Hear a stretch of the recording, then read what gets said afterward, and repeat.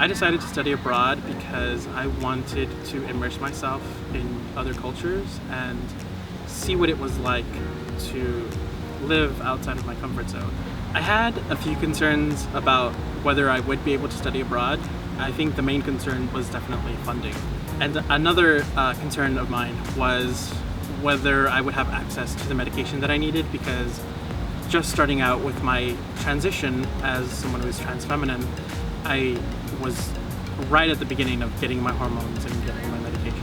I funded my study abroad program with a combination of financial aid and loans, and with that I was able to actually pay for the entire thing. My identity as a legally blind, trans-feminine, Mexican-American person really influenced my study abroad experience. I think that being Mexican-American, I was already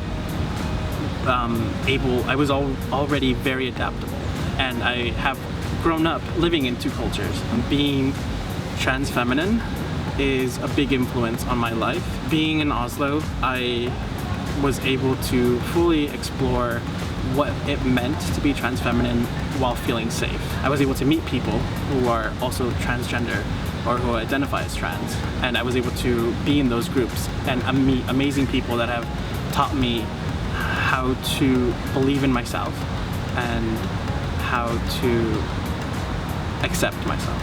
As somebody who is legally blind, the transportation where I went to in Oslo was amazing. Having access to affordable and efficient transportation opened up all the possibilities. I was able to attend events, I was able to go to campus, I was able to participate in student politics, I was able to go out with friends, something as simple as going to the movies. It just gave me the freedom that I needed. And that freedom gave me confidence, and it gave me more pride in myself. I had a lot of memorable moments in Oslo.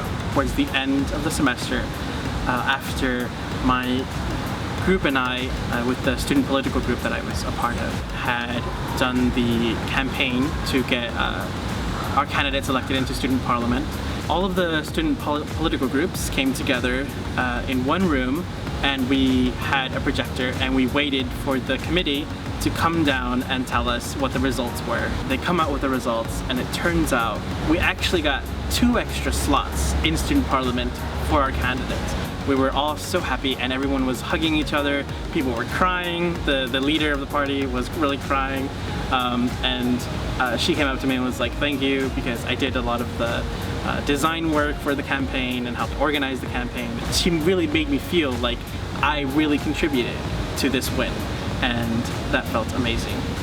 Some advice that I would give to prospective students who want to study abroad is to make sure that you research the country that you're going to be doing your program in, especially if you are a minority, if you identify as LGBT, or if you have any identity that you feel might impact your ability to study abroad. Some other advice that I would give is to look into how you might be able to get your medication. Make sure you get enough medication for at least a couple months while you try to find something, and once you're there, once you hit the ground, make sure that you're in contact with people who can get you the information that you need.